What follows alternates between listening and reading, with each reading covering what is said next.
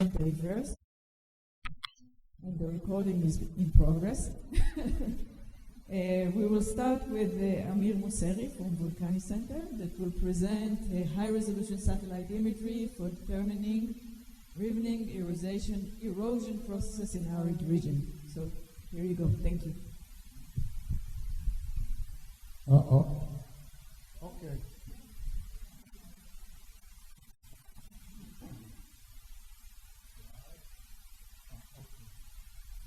Okay, my name is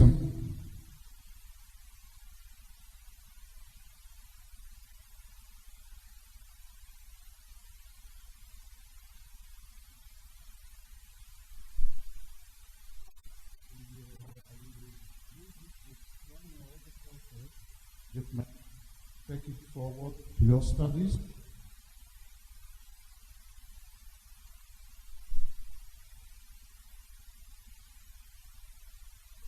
So this is the title.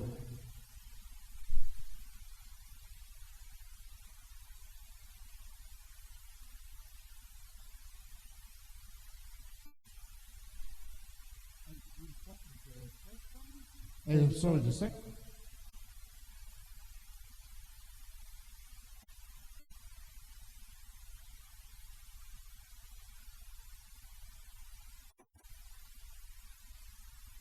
Most of the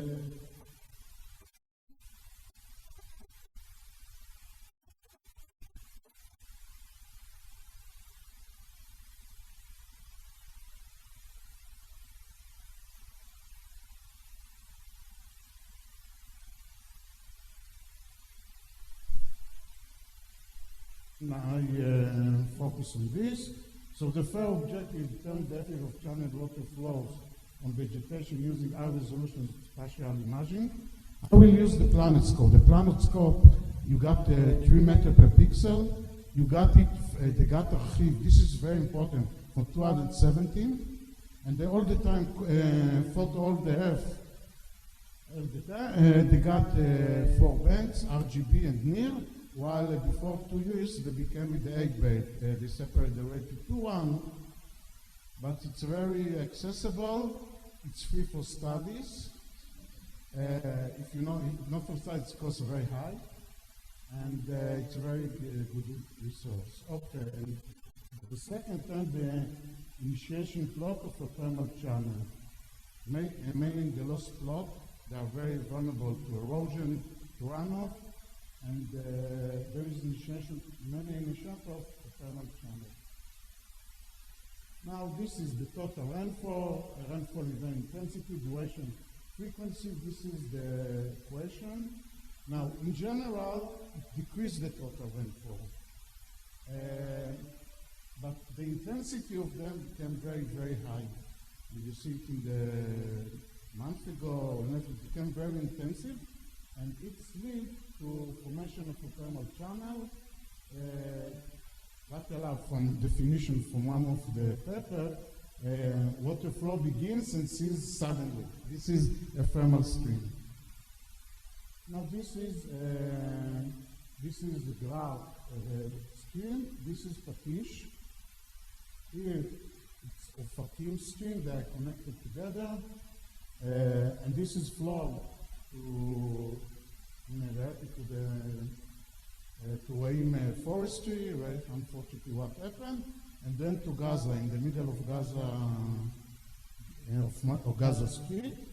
You see, it's very insist. You see all this area about this channel, and this is the research of Vulcani research station. They use to do experiment of grazing of goats and everything, and then you got some biosphere. The biosphere is very important. I will explain how I use it because it will serve as reference plot to the climate change, because I want to see how the geomorphology affect the herbaceous vegetation. Only without effect of the rainfall of the climate, so it will be used for normalizing. Okay, this is photo. You see, this is the Gra. It's a very nice place. is Anomon, and 2 years ago there was many. You see, it's nice and beautiful, but although it's now I will explain it because this is the important thing. This is the methodology. Using this methodology that I will explain, I did many studies here. I studied the effect of grazing on 10 meter plots. I did many, and you can take the methodology and do it your study. Okay, so this is example is Gali. You see, this is a pixel that I sent from any satellite. Now, I calculate the NDVI. NDVI, most of them know. In previous study, I see that there is no difference between the study and NDVI for the difference between the plots. So I use it because I used it in the past, but maybe in other cases it can be I use the SAVI. Now important, I use or the median, or after I show another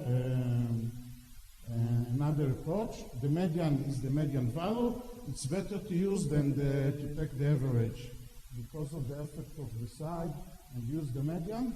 I show another parameter that I use to use area.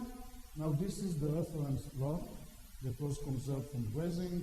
They claim, I think they invade some of the farmer invade once or two in this, but this is normally have to be the conserved one.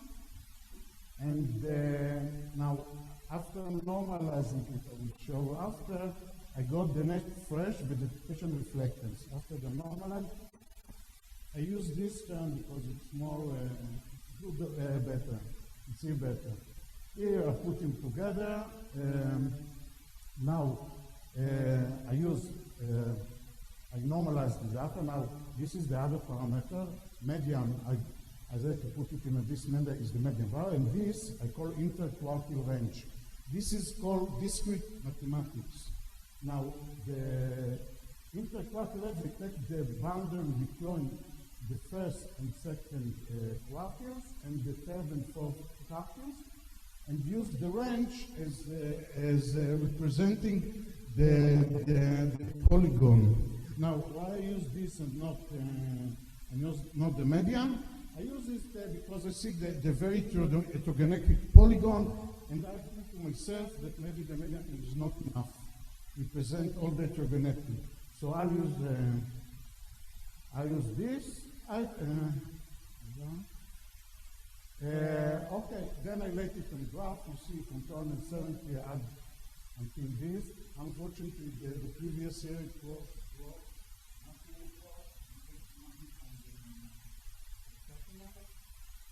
now this is after the normalization. This is the median. Each one has advantage. The median, I can see some phenological stages of the planet. So this two factor may be very, you can reveal many things with them. It's important. All the satellite imaging, you can find many things that no one think about them. It's very a virgin field, someone telling. Some religions even say it's virgin field. I will use the data from the satellite, and you see ecological and morphological thing, and you can study a lot. This is that I showed that the 2 methods are overlapping, so you can use both. You can use them both. Now, what I use is integration. Also, it's also important when you use satellite imaging data. When you harvest, all my thesis, the third degree, everything was, when you harvest data, you harvest once or sample soil once to see the moisture, the soil organic matter, everything. But when we use reflectance, you cannot use one for maybe the cloud, maybe change, maybe the nadir of the satellite. There is many factors, but you say, okay, I will take a period which will reduce all the error. So you take a period, and this is important again, because you can find some effect in this period, while in the other period you see other effects. So it's often a very interesting field. And then using the integration sort of trapezoid, you can compare between period and between years. Again, it's to show you what.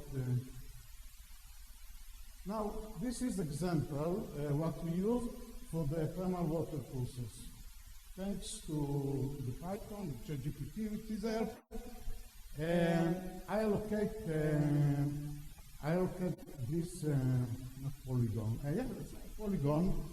You see, this is the confluence between between Gali, and this is allocated digitally by the Python script. And after I allocate, I can calculate the interquartizer or the median in each one of them, and then I can compare it along and it can be digitally. This is the amazing thing. It can be done digitally. And I also, the Python material design, it can be digitally and you can find. Now I will show I found.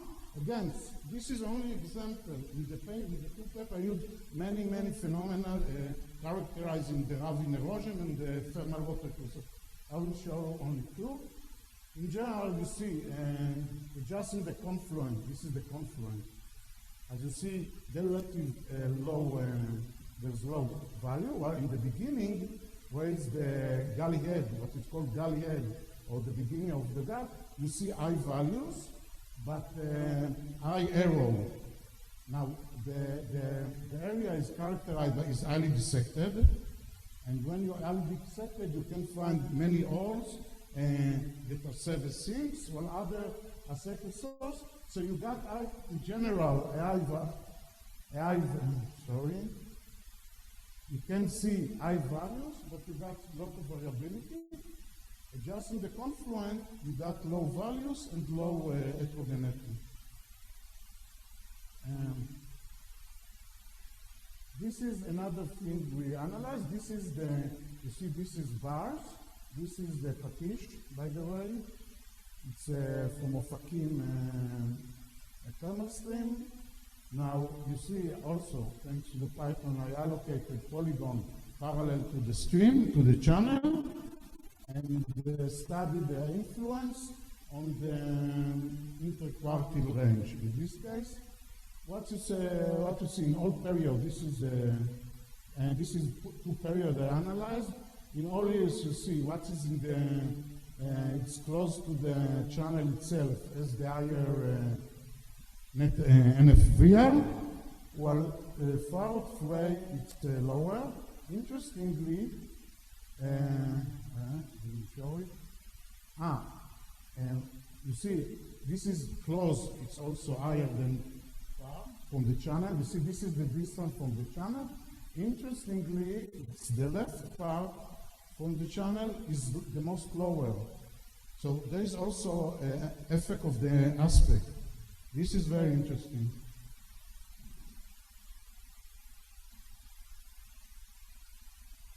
Now, this is how to see initiation plot. So I can plot and what I suspect and see along the history how they are. So as a plot that it was in the past was with low unifier, then it's bigger one, so it became a sink for water. The sink had water and a lot of vegetation. So I got more biomass. And I say, yes, this, although in the past there was similar, you see in the yellow, there was similar, the adjustment pole. You see that this is the analyzed and the adjustment that I suspect that it's still stabilized. I can see that maybe over the years of the study, it became a sink and got more vegetation. Now this is also only to show it can be reached to the effect of single rainfall event. How it affect the recharge vegetation. You see, it's very, you can find things, even for analyzing one rainfall event. Now, this is the capabilities. You see there is Bernoulli equation. You see only this parameter. Well, when I use all the parameters that I compare, I see the influence of rainfall on convergence between the gullies, micro-catchment, dissection rate, distance, branching out, and influence. Again, it's to show that by remote sensing, you can see many factors that you cannot see by sampling in the eye. You can do, but a lot of manpower and it's become hard. Okay, high number of factors affect the runoff from a thermal channel that can only be detected by imaging, defining vulnerable plot for channel in season, differentiating between the thermal channel types. There is type, there is rings, there is gullies. Even the gullies is separate because scientists love to separate to define new definition. And between gullies, analyzing the effect of single rainfall event on its water, analyze the lateral water flow from the channel. This is the fact, and then I will give you an example from the second study with the water here. Analysis of seasonal water gun seeps along the thermal stream in North America. There is seeps, but unfortunately, this seeps are getting nothing. Very depressing.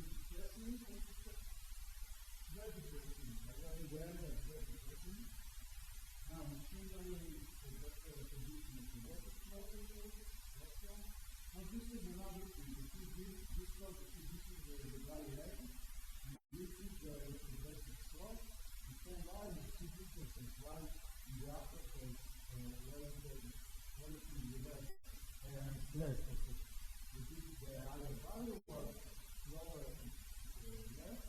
You can see. Now you see this is level. The big study, and there was a running process. You see the counts to all the places reduced energy after it became higher. Now, other things important, when you use satellite imagery, also attending about the planet, they change the camera. In the past, they got the low, super low, after and now the super low. Although they say that they use the same band left, it's not the same. It's not the same, but again, so you have to say that you can find things. Again, you can find things.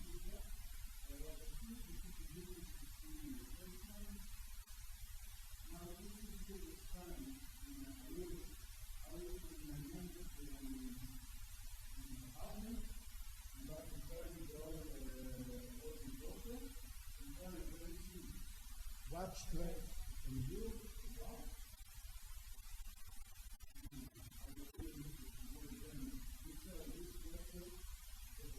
One that all the time got promoted, while the green one is got success. So all this to monitor this is more interesting. This is the new concept of plan and time, and then you can see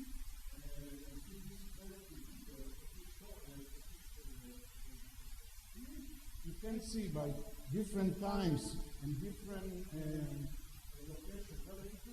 You see the person. This is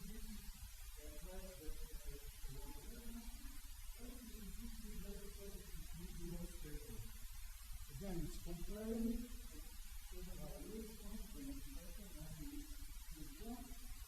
the distance from the channel. You can find again. You just use database and using the Python and the ChatGPT.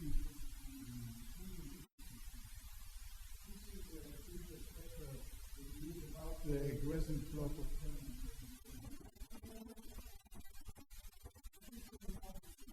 all the same area with the same map. I understand all the time.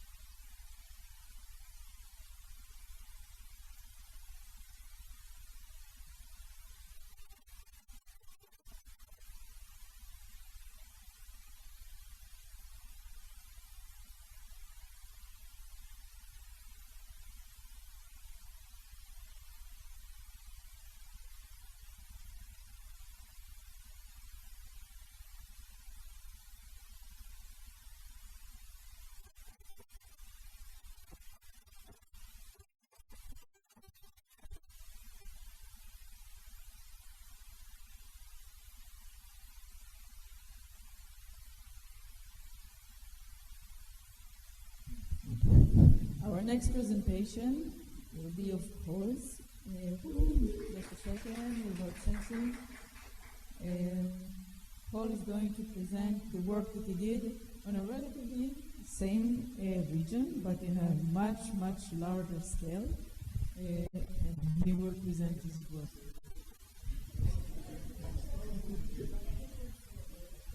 Hello.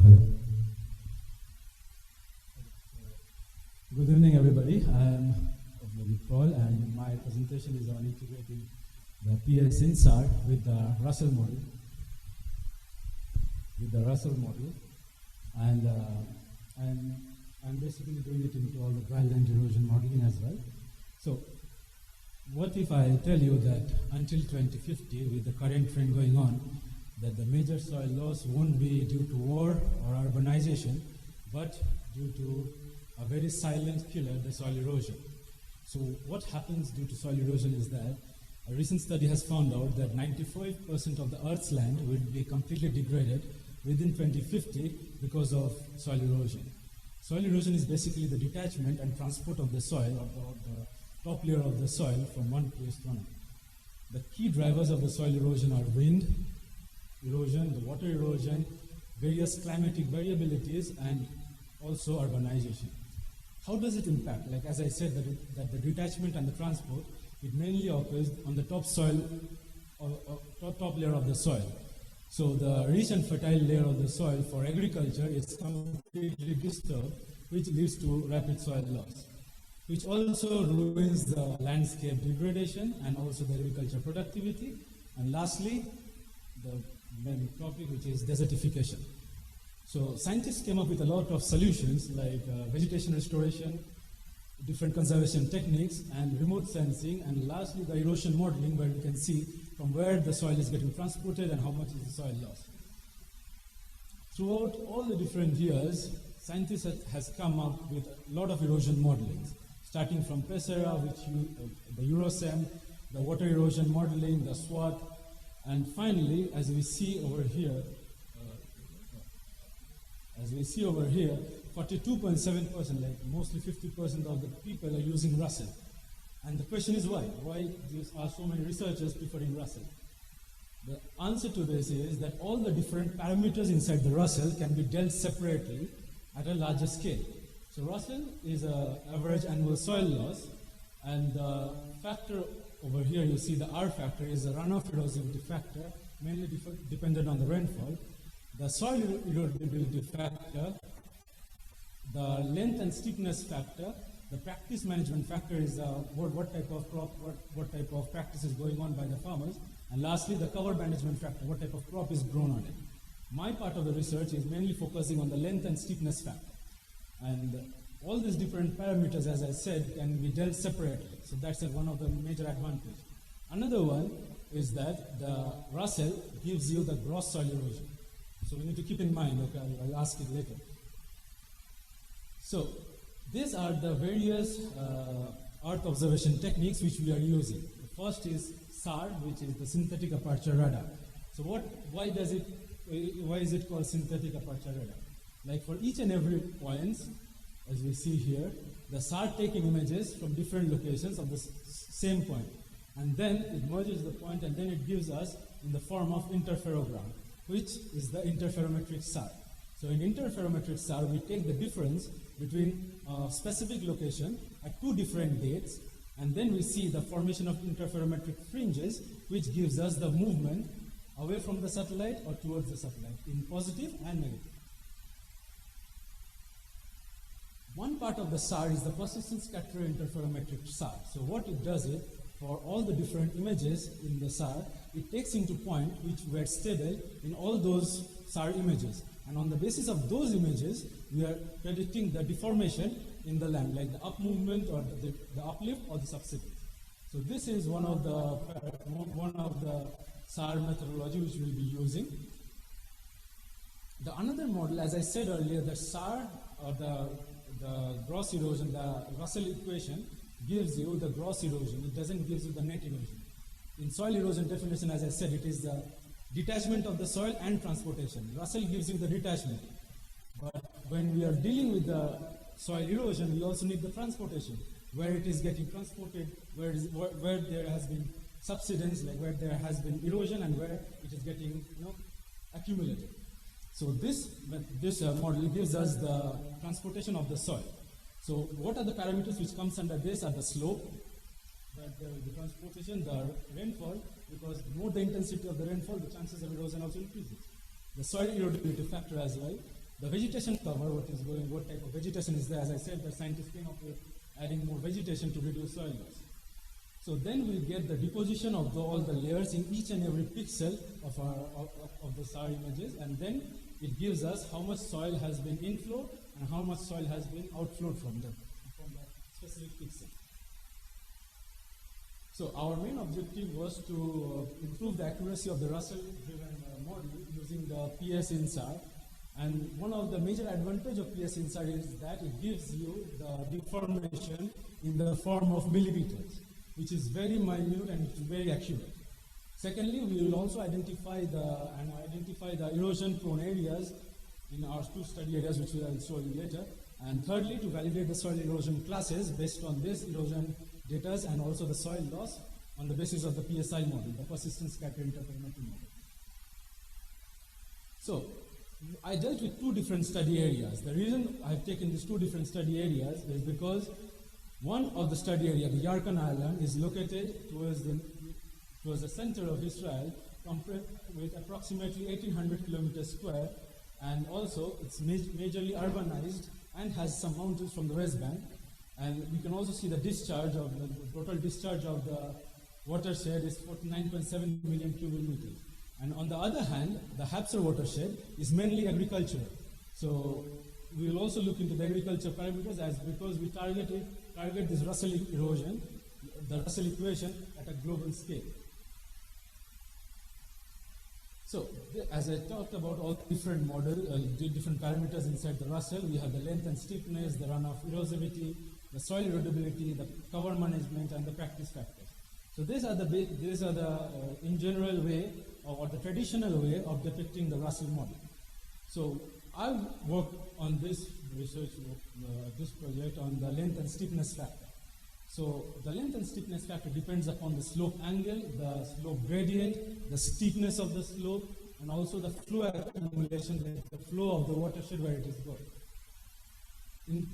Our novelty in our work lies, instead of taking the DEMs or the traditional method of using length and stiffness, and using the PSI, the persistent scatter interferometry, where we get the subsidence and the uplift, we are denoting each and every, we are denoting a score to the areas which are subsidized, like the areas which has detached from its own thing, like the detachment of the soil, the beta 1 detached, and the beta 1 gradient, it gives you the shear stress or the compaction of the soil, which at a point where there has been accumulation. So this is our novelty in our research. So for interferometric SAR, this is the workflow which we follow. Like we have taken two different images, as I said, we take two different images of a specific location at two different dates. We have taken a lot of images in general, like we have taken more than 200 images, both ascending and descending. So we have co-registered the image, we have enhanced the spectral diversity, we found out the interferograms or the fringes which gives us the movement. But as we see that the interferograms, as I said, it is in millimeters, so it's basically noisy. So what we do is that from there we take into all the different filtering processes and the multi-looking of the images, and we try to make it much more efficient, and also we mask out the coherence. Coherence is a factor of soil which gives us the amount of moisture which is contained in the soil, which also denotes the soil moisture, denotes the soil compactness. As I said that we are not interested in compactness, but we are interested in soil detachment and then the transportation. So from there we take into account and we generate our own DEMs for the length and stiffness factor.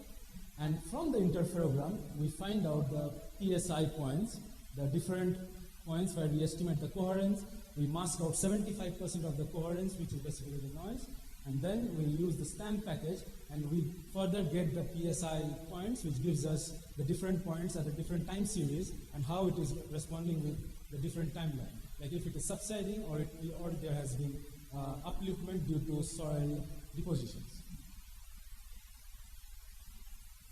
Yeah, so these are the various results which we have generated. So all these other factors like the R factor, the K factor, C and P were used using the traditional methods. The LS factor, the length and stiffness factor is what we worked on, and we found out the gross erosion.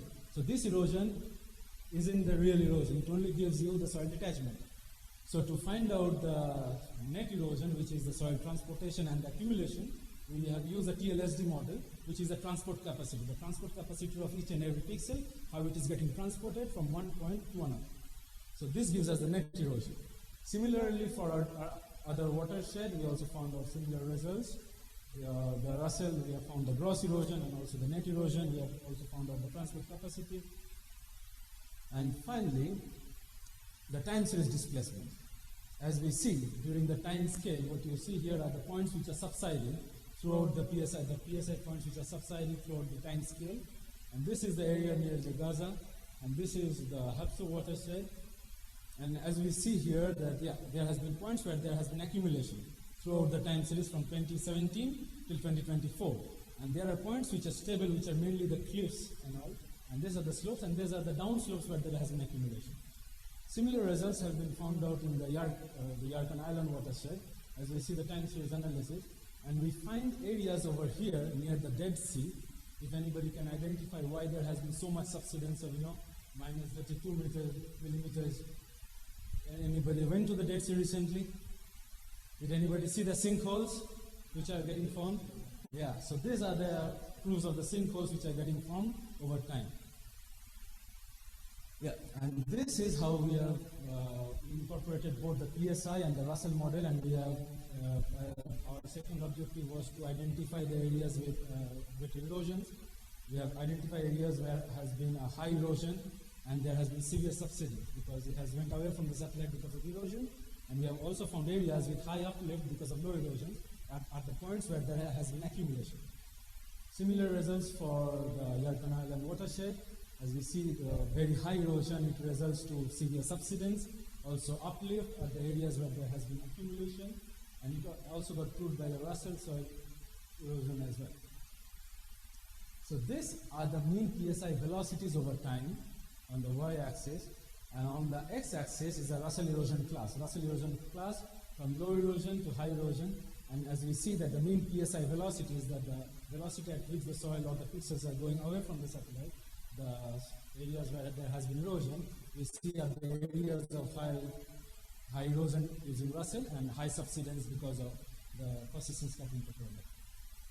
So we served all of our research objectives, which were improving the Russell model by incorporating the PSI, the Earth observation system, the modernized Earth observation system, which gives you accuracy in the form of millimeters.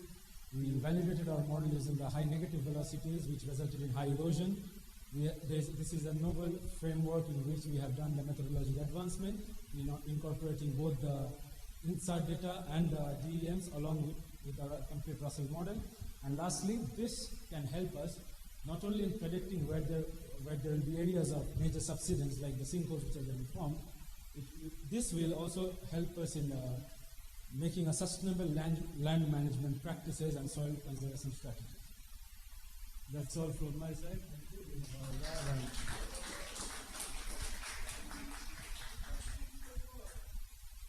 I'm open to questions. Yeah.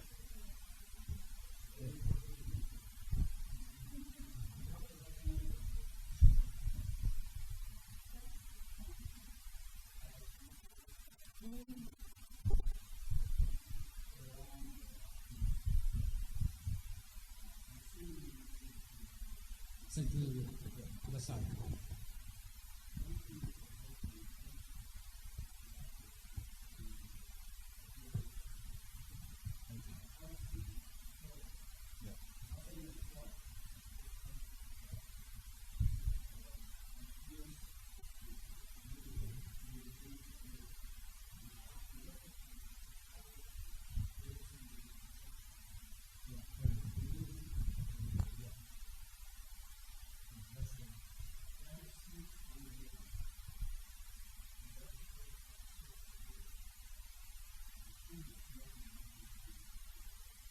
So the wavelength I'm not sure because in Sentinel-1 we use No, Sentinel-1 is a radar. So, yeah. No. The wavelength. Yeah.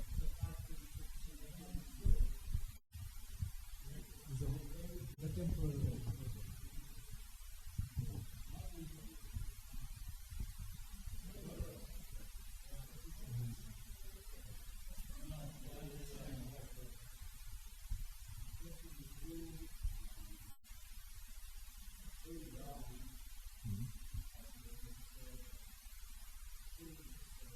Yeah.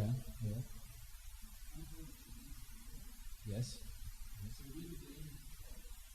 Okay, so basically, okay, so you're trying to say that to have the coherence map will make it much more clearer. Okay. So we have a coherence map, and also we have masked out the coherence because millimeter scale, as you know, that it can be noise. So that's the reason we have masked out 78% of the coherence. Like the basic percentage is 70, but we try to mask out 78 so that we exceed all the coherence. Because as you see for the HAPSA, it's agriculture. Chances of soil compactness, chances of soil compactness is so that's right. Yeah, we also vegetation is going to lose coherence and for those areas we have taken data only during the period when it was down. We have seen that it was on 2017 before the rainfall from September from June to September during this time period, so that we do not have to mask out what is good. If we have taken the whole time, so the whole year, in that case we had in this area of soil moisture because of rainfall at some time. So we try to minimize that in that way. Yeah. Thank you so much. Just made me. Okay, our next presenter. Sorry, I've been switched. It's a different story. I was counting on it. You spent half of my work. Sorry. So the next one is Samir Farah. The work before this was supported by the Ministry of Science and Space. Basically, this is just part of this work. We started with LS, but we also worked with another company. The next work on different scale on how we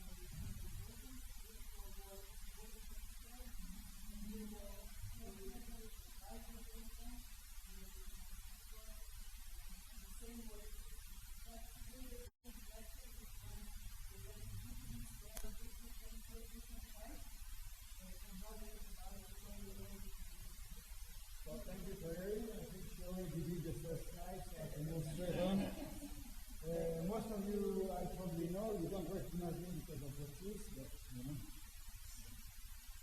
Right, okay, so today we're going to be talking about erosion, and that is connected directly to building indication. Here on this side you can see what the erosion looks like worldwide. You can see the figures on the top, 970 million tons just in Europe and a lot more in the rest of the world. And if we look at where human influence is very high, you can see that these two are very well and nicely connected. And when you look at the reasons why we've got erosion, we have about the water, and I want you to bear this in mind what I go through the climate, soil properties, topography, vegetation cover, and the one that is on this talk is land use and management and fuel intensity in particular. So when we have erosion, there's just two ways of mitigating it. These are outlined around here. You can have mitigants of slowing down the erosion or the effect of erosion, and The one that we're going to be talking about here is filling. Filling is where you plow the land, and that reduces or increases the erosion accordingly. It's doing this, so you have this beautiful image of how the erosion happens, but I want to concentrate on these two. On the top you have runoff, the bottom infiltration, more or less a lot of these sources, and in green you've got area of lots of humidity, and on the right one as well, and you can see the effect immediately. It's almost a mirror, not a mirror, the opposite step, and this is why we concentrated on looking at the heating effect on the erosion in our project. Now, as I said before, like every good scientist, I have somebody else to explain my work, and we already talked about process. And this opportunity is to show you that process can actually be measured and used in much smaller scale. Earlier we were looking at large scale, like thousands of square meters, and here we're just looking at plot scale. So the aim and objective, the aim is to evaluate soil erosion dynamics using quantity index of different tillage practices, and we're going to be doing that using LiDAR-based imagery from regions. The first thing we're going to do is look at the quantity of soil loss because of the type of tillage. The second thing we're going to be looking at how tillage affects the biomass in the field. And last but not least, we're going to compare it to the Russell. This is our plot. You see it already quite today. I think yours is somewhere here. And the important thing to remember on this area is this area is the north half of the urban land. This is where there's most of its wheat, and most of the plots that you see around here, they are brown now, but they are all grown wheat, and the usual practice is that in the summer we use the soil. And last but not least, the rain for the average rain per year is for about 200 millimeters on average, up to 300. The experimental design is quite simple. We took one large plot, we divided it into four. In this section here, we did fish plots, 10,000 feet. Cultivated plow in this section here is about 15 feet. And then you've got no tree, with and without grazing. Grazing is actually marked with blue marking here. For those of you who sit in front of the computer all day, this is what this looks like. This is cultivated, and this is how we sow the fields. And here you can see very well the boundary between two different treatments. Now I'm just going to talk 2 seconds about how the framework works. So like I said, we have four different treatments, 4 different plots. In all cases, we first look on micro scale, and this is where we get empirical data. And in the bottom, you see all the stuff that we collected from UAP. And in both cases, we check soil erosion with soil erosion with LiDAR-based measurements, biomass by harvesting, biomass using percent cover, and in the end of the day, we just use everything in Russell to see if what we measure here is what we see there. A couple of words about this thing. This is our timeline. You can see that we've done this in 2 seasons, 2021, 2022. And we've got the LiDAR image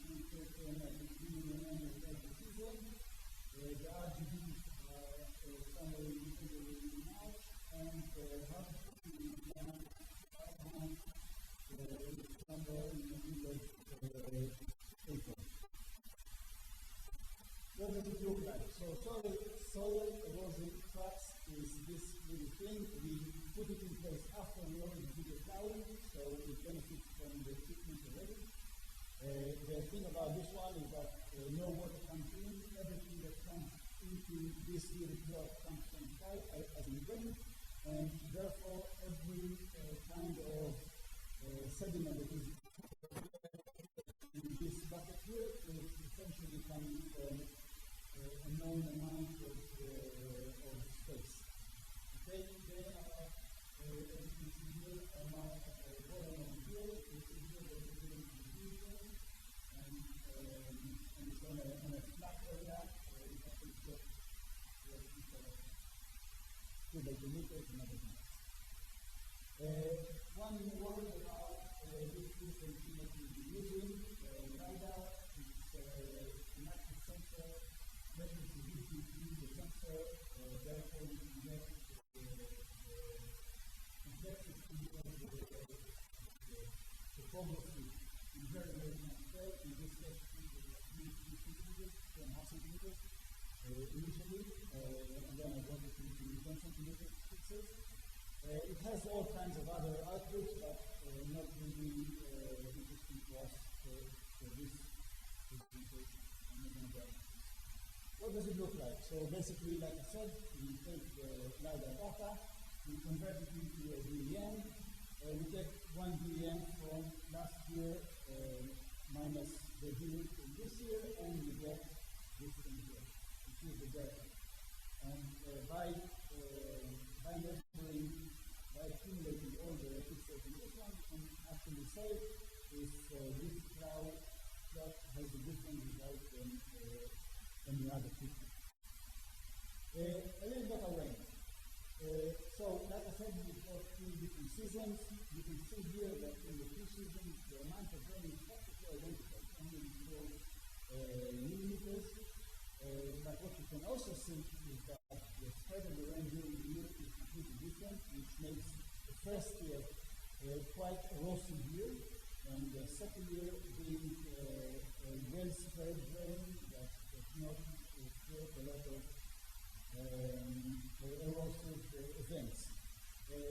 Just to skip forward a little bit, these are the R factors that we use for reference. And as you can see, the first year we've got 3 events with quite high scores, and in the second year we've got 1 event, and it's really good. So in this respect, rain between the 2 years is very good. Right, okay, so we showed you, I told you how it is, and this is the actual result of that. Before I talk about anything else, I just want to show you that in the first year, look at the scale. It's about 10 times more sediment collected in the first year than in the second year. That's because the erosiveness of the rain is much stronger. The other thing is you can see that more or less the situation is that this plowing and in fact tillage creates more erosion. We collected more solids. Very hard to talk into the right. Right, okay, so we can have a look at what it looks like. We look at the microscale, the 4 by 4 meter plots. This is looking like the big plots. For the big plots, like I said before, we use the DEM, and what we can see, first of all, is that in the first year, the erosion looks different. It creates patterns. The erosion is removing sections, full sections of soil from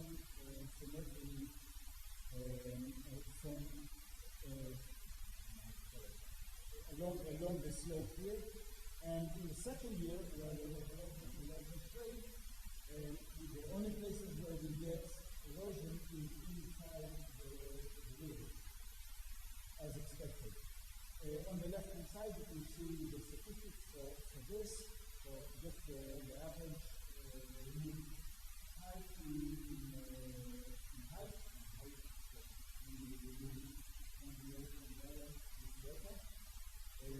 and what you can see here very clearly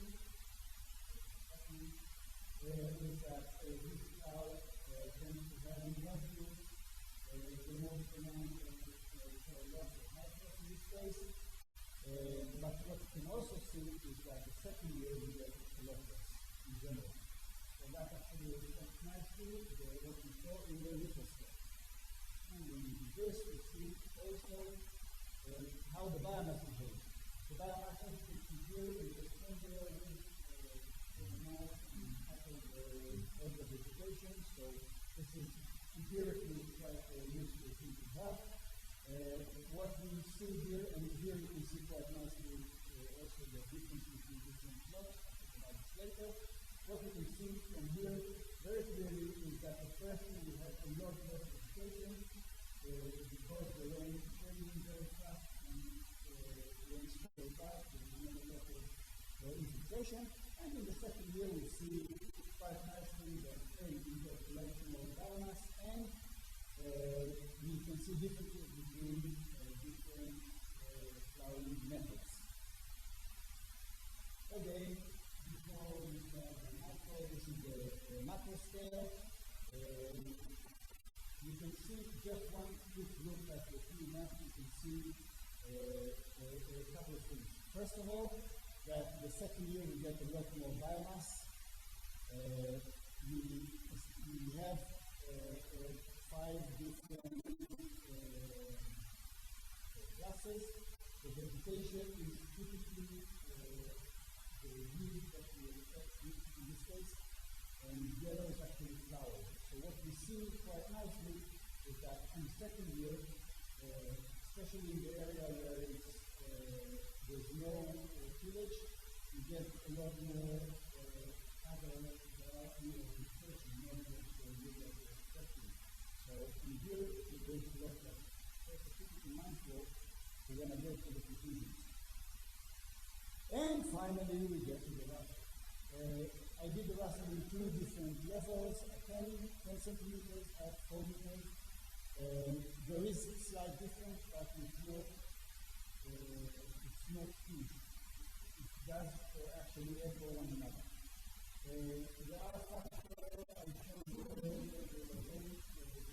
rate activity events. Change is not change between years or sites. And the only difference is actually the LS factor, which is slope and length, starting phase and so forth, and the actual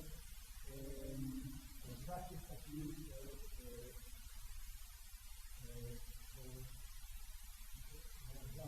yes.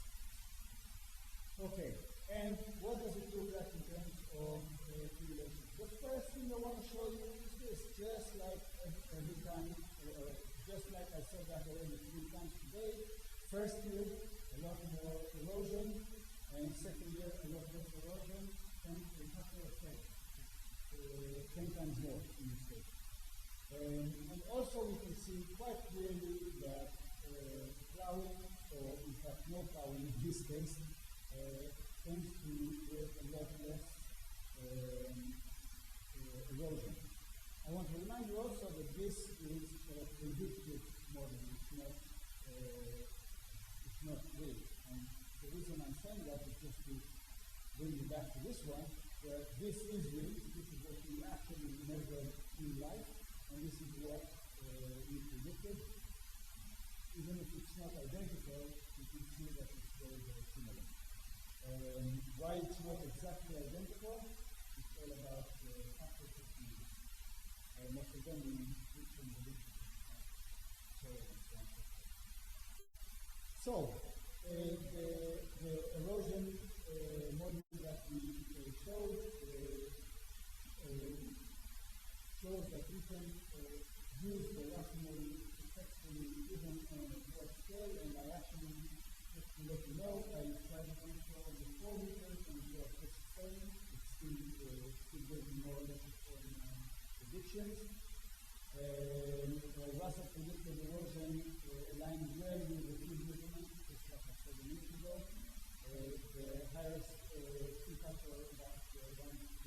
how barriers are heavily towards the feeling, meaning that the more stronger the feeling, the more erosion you get. Yeah, so that's what I mean. The deeper the village, or the stronger the village, it takes more erosion, and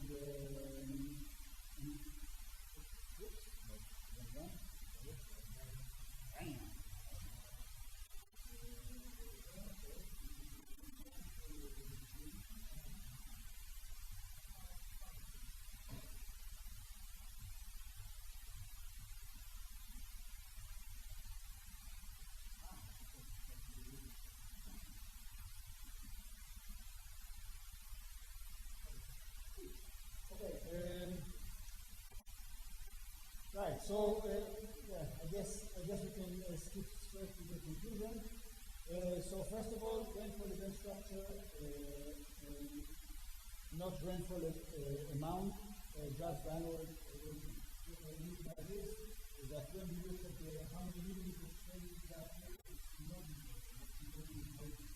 year, it's like rain about 5 times. Conservation village. Obviously worked very well for our sustainability in terms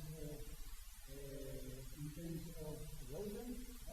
Once we get a lot more flowers, which means that if I was a farmer, I would go for village because I would use a lot of, I actually grow a lot more flowers and more the thousand yield of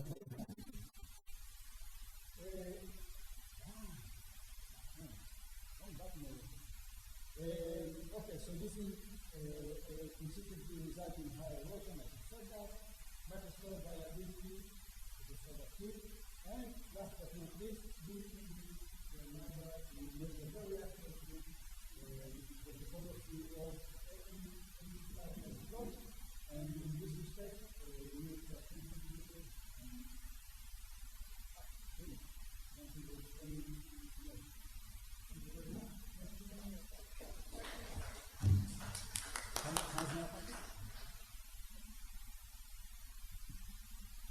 Yes, of course. In the back.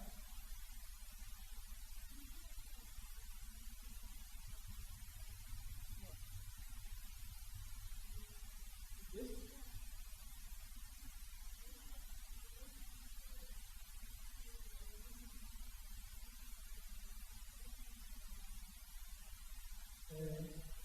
So if you're asking me whether we measure accumulation or contribution, I mean, personally it's out of the speed, obviously. You may be able to see in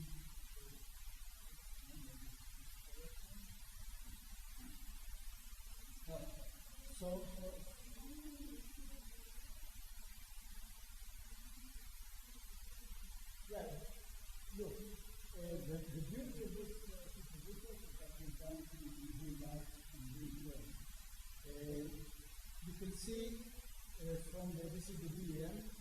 For those of you that don't know how to read it, this is a high area, a low area, this is the reveal of the food.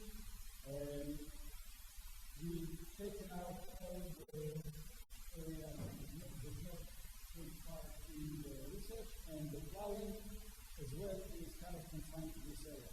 What we do here is a situation where the disc cloud has water coming in this direction and this direction, whereas here we've got only one direction. We're looking at something very slow stick. Looks like a dramatic stick, but the stick here is exaggerated. It's a flat area. It's small and a river can be close to the but again, this is local. We are looking at it locally. So definitely the next step is to take large scale plots and use large scale plots.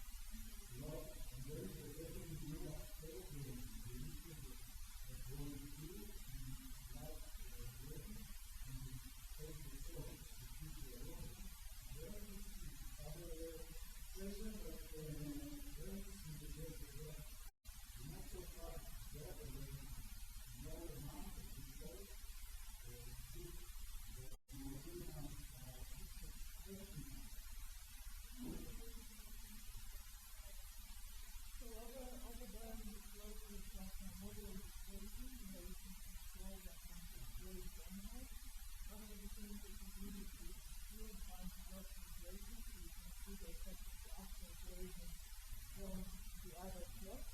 And so basically the M1 were grading the three other regions, and in the plot where we excluded them, and there was no M1 and no any type of region. And when you get back, you can evaluate what you get.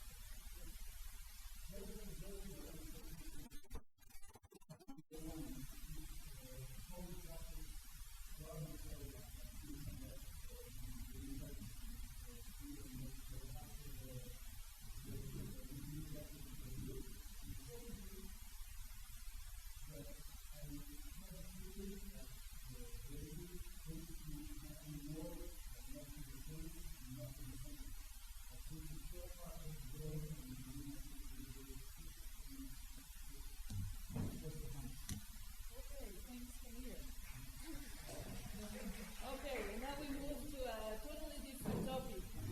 After 3 lectures, we're dealing with erosion and the estimation of erosion rate. We've got Oscar Link from the agriculture, from the Buchanan Center, and he will present his work related to water conservation and water assessment.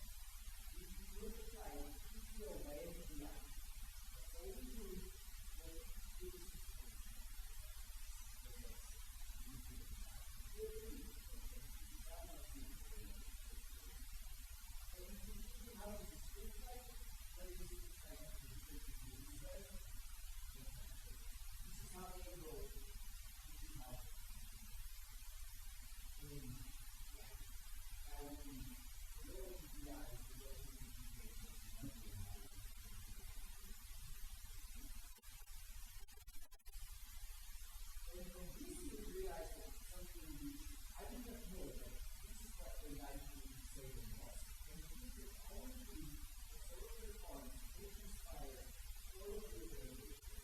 Sometimes this is creation, and this is what the forms reveal, and this is what happens in this song way plus the communication. So the people who always have the freedom and the higher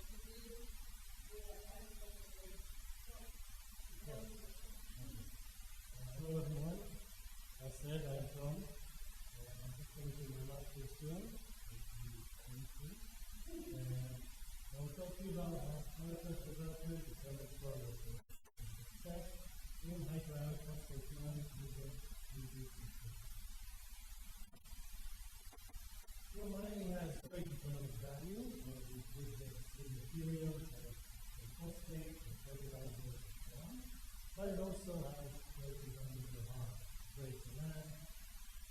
It sometimes deteriorates soil in general, and we need to find ways to restore the soil. We can maintain the restoration systems, and to find the right way to restore these lands, to soil, and to find dependable indicators to defend it. For this reason, these biological filters, or biotech, these are the toxin layer of the soil based on specific synthetic microorganisms, as observed cyanobacteria, lichens, and microbes, learning to soil health, creating water retention, so that we can regeneration, especially in the because of that, we determined them as indicators of soil. So in this study, we used imaging spectroscopy, which uses hundreds of spectral bands, imaging between the 400 to 2,000 spectrum. In the graph, you can see on the y-axis the spectrum,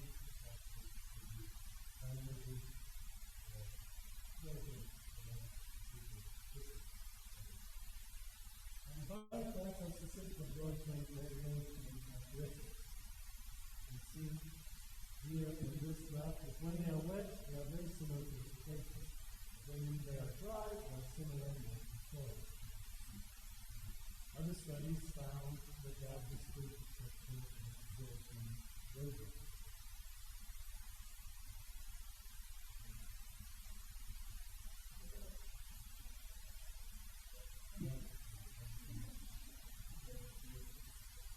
Now these absorption wavelengths areas correspond to advanced matter, spectral working, different ranges of inside. You can use all this images to substitute for identify the soil.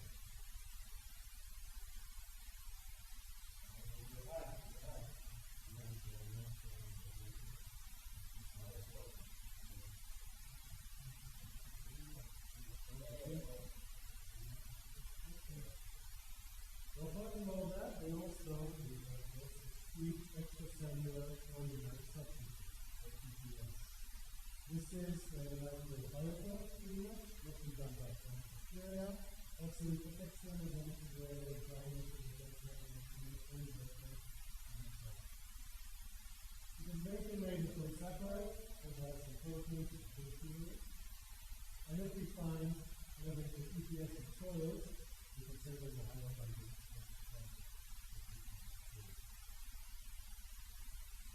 In my case study, in this CND phosphate plants, there's been operation of usually focuses on topographic information. But since 2007, we studied the ecological structure of the pollution. How this works. First, we take our topsoil, which is about 50 centimeters of the top of the soil. Take that, put that in the sky. Take that overburden, which is rocks, and soil, stuff with mostly proteins and charcoal. Put in a different type. Take our phosphate, send it immediately to then overburden is put back in, protein, and dark with the protein adjustment. So now some research has been done in this area, such as differences in the explanation between plants and plants. And this research by Nathan Levy found that the main difference between natural and first type is the divided into first soil immediately. And let's get to another research by Rabbi, who found that natural cells are cyanobacteria microorganisms.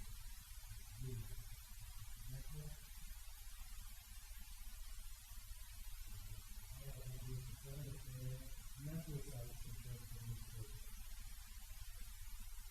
And this, let us take a look. The aim of this study is to evaluate biotech development and development as an indicator for soil using hyperspectral means. Specifically, we normal characteristic index, according to low indexing, determine spatial distribution of values of the indicators, specifically paragraph macropolysaccharides and protein patterns, and assess indexes and malleability versus the local site, theory, and method.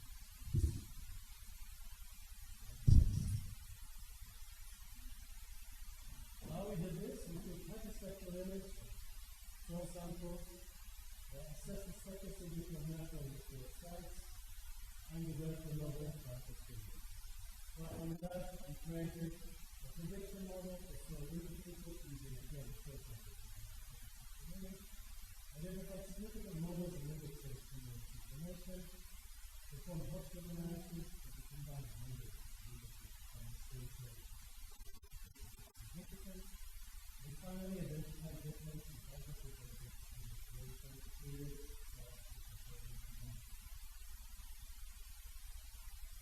Let's say the study site is the same as mine, which is all this strip.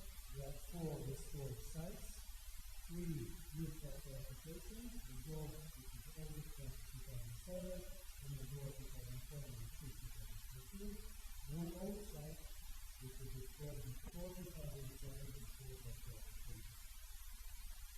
The hyperspectral strip is taken as an area, the CGS restoration period and method. This was done using the input to the rate and mounted on this last rate.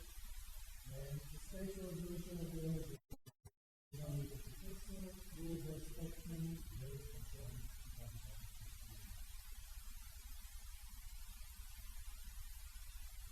These are the indexes that we assess, normalized today. You see the practice index, whether it's the index, test index, NDVI, yesterday, and whether it is second.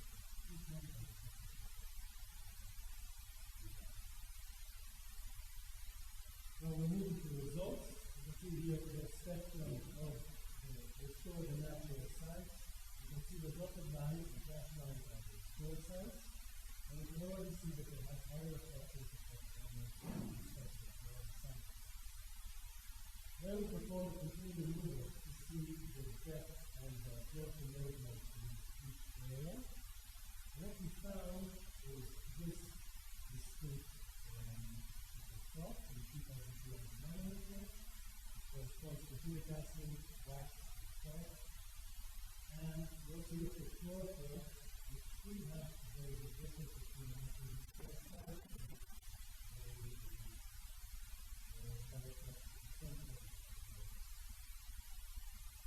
further see the difference, we perform calculate the difference between natural and sites, and again we see this deep 2,200 nanometer evidence. And again, chlorophyll, significant bacteria, and so in this we created the bypass chlorophyll and this is calculated by dividing the band depth in 670 nanometers, which is chlorophyll, divided by the band depth in 2,200 nanometers. So what this actually means is you have to have a high amount of chlorophyll, and this is very important to 2,200, so this is too high. If one of these is low, the whole index will be too low as well. So then this response to the data out, we get a macro, and let's say zero. Apart from that, we created an ensemble of property models using partially square regression and random forest and a list to get the model. We did this the following method for the group and we got pretty good accuracy of about 0.75 as per the organization. Then we wanted to assess the difference between natural and restored sites. We took 800 pixel values from each model and another using the specified range company design method. We accounted for slope, aspect, topology, syntax, and PWI.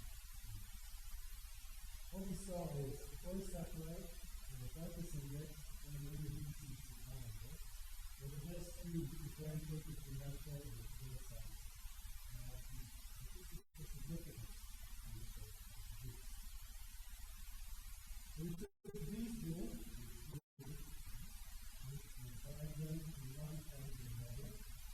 This is actually an RGB model, which China has different level of intensity. As you see that more the yellow area is more disturbed soils, and more blue area is different. As you see here, in the first up, inside the color of the short side, in the red, more disturbed, compared to outside, it's more blue-green, which is more disturbed. So as you see the green area,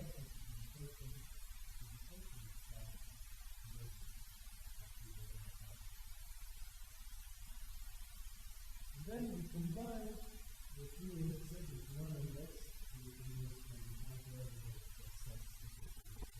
period. And again, we took the pixel values that we used earlier to assess this composite index. We combine them using principal component analysis, depending on what it's and again, we can see significantly higher values in the short side areas compared to the natural side and higher values compared to the short side angle. We can even see the big trend where the growth of the highest values is always respect to the short side, then a lower, and then the cold side, which is the shorter side. We excluded a peak here because it has the state because hydrological the state, there is water coolant there, and the first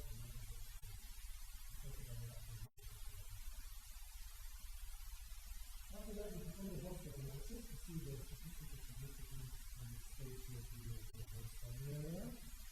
This gives us the higher values are to more complex alphas. Lower values are less. In that, we can get three values. Where we can see here on the opposite side, which the blue is significantly lower alpha values, the vertical. It sits mostly inside the short cuts, compared to outside, the natural side should have significantly higher alpha. We can view the second differences between the short and natural sides nevertheless to develop the normal BCCI and effective index, which will more effectively and the model predicts the performance factor, the brightness index, and the BCCI spectrum to significantly differentiate between the short and natural sides. And we found higher brightness development in natural sides compared to the basic performance. And even so, the little trend in area, no statistical significance, the reverse trend